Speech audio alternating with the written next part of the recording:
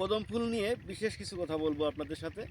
যেহেতু কদম ফুল যারা চাষ করে এই চাষ সম্পর্কে এরা বেশিরভাগই এই বীজটা ভালো বীজ না হলে ভালো একটা গাছ তৈরি করা যাবে না। তাই জন্য যারা এই কদম ফুল চাষ করেছেন সবাইকে পরাগায়নের জন্য দেখা যাচ্ছে বিশেষ করে এরকম হাতের এরকম করে স্পর্শ করা লাগে যাতে করে পরাগায়ন হয়। কিন্তু এই সময় সবচেয়ে গুরুত্বপূর্ণ বিষয়, গাছের ভিতরে বেশিরভাগই আপনার ছত্রাক আছে, ছত্রাকজনিত কিছু সমস্যা আছে, পচা রোগ আসে। এই পচা রোগের জন্য আপনারা ব্যবহার করতে পারেন বাইরের লুনা অথবা নাটিবো।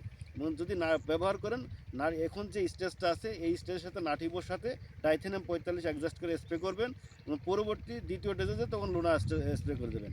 যেহেতু এই সময় একটু পরাগায়নের সময়, সেহেতু আমরা চেষ্টা করব এখন কোনো কীটনাশক না দেওয়ার, যাতে করে আমাদের কীটনাশকটা দিলে পরাগায়নে অনেক সময় দেখা যাচ্ছে মৌমাছি টাছি না আসে বসতে পারে।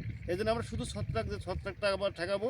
ছত্রাকনাশক দিলে এইটা আপনার ইনশাল্লাহ পরাগায়নও হবে এবং দিন শেষে এবং এই গাছের ফলনটাও ভালো আসবে এবং এই চারাটা ভালো থাকবে বা বীজটা ভালো হবে। যাই হোক, ধন্যবাদ জানাচ্ছি। আসসালামু আলাইকুম। পরামর্শটা ভালো লাগলে অবশ্যই লাইক কমেন্ট শেয়ার করবেন। ধন্যবাদ জানাই।